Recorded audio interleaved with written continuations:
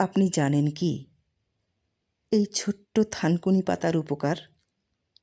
প্রতিদিন সকালে 2-3টি পাতা খালি পেটে খেলে হজম শক্তি বাড়ে, পেটের সমস্যা কমে আর শরীরও সতেজ থাকে। কেউ কেউ এই থানকুনি পাতার রস ত্বকের দাগ উঠানোর জন্য ব্যবহার করে। আর এক সময় তো এটা মহৌষধ ছিল, প্রাচীনকালে যখন চিকিৎসা ব্যবস্থা উন্নত ছিল না।